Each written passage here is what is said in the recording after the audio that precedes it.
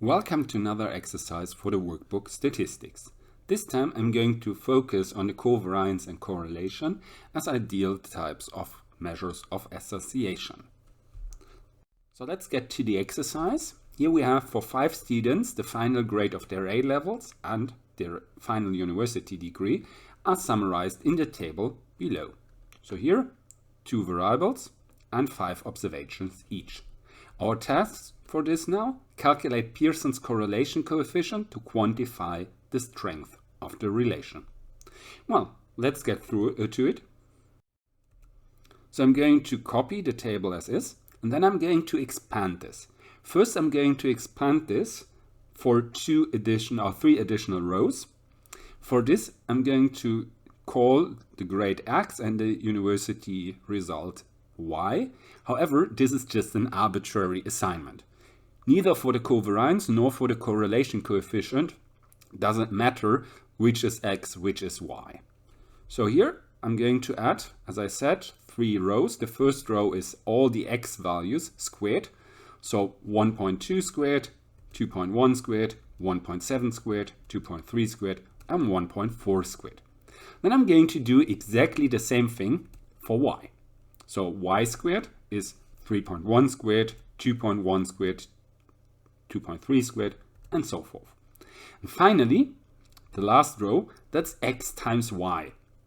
So I'm going to calculate 1.2 times 3.1, 2.1 times 2.1, 1.7 times 2.3, and so forth, doing this for all 5 observations as well.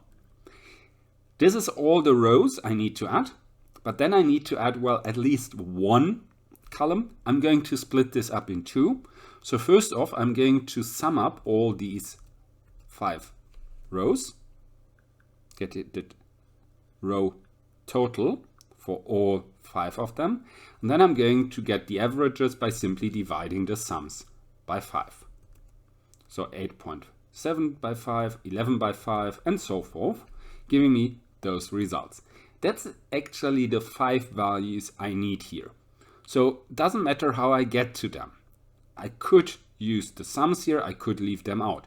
I could calculate the stuff down here, or I can simply put all of this in a calculator and get the averages of these 3 additional variables in a different way, without those intermediate steps.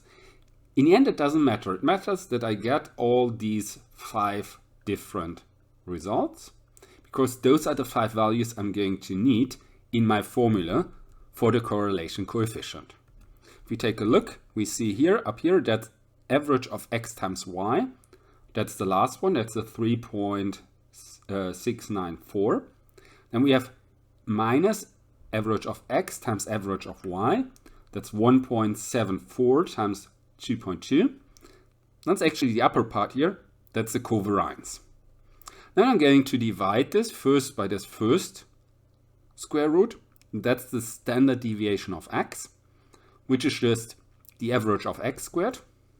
That's here the 3.198 minus the average of X, 1.74 to the power of 2. And then I'm getting the standard deviation of Y. Doing the same thing as with X.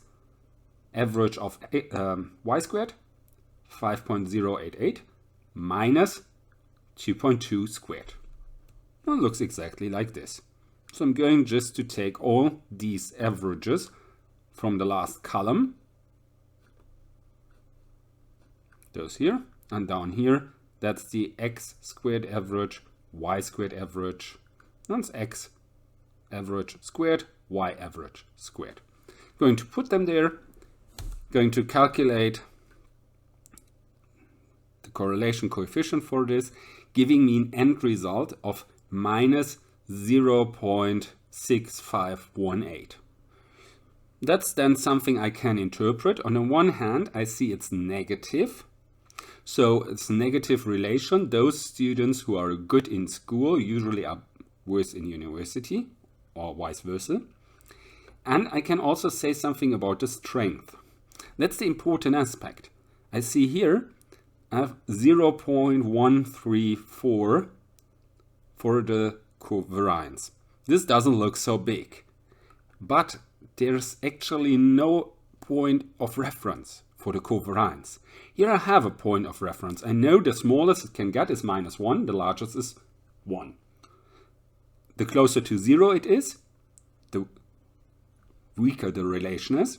The closer to minus or +1 it is, the stronger the relation is. So in general, absolutely speaking, so disregarding the minus, we say there are 3 thresholds to observe: 0.1, 0.3, and 0.5. If it's smaller than 0.1, there's no relation at all. If it's somewhere between 0.1 and 0.3, it's weak. Somewhere between 0.3 and 0.5, it's, well, of medium size. Larger than 0.5, it's a strong relation. Well, here we have 0.65, so it's larger than 0.5. So this is actually a strong negative relation we can see here for this data set. Well, that's then everything we can do on calculating the correlation coefficient and also interpreting it correctly. Well, as I said, that's it to this exercise. So I hope you enjoyed it. I say goodbye and see you next time.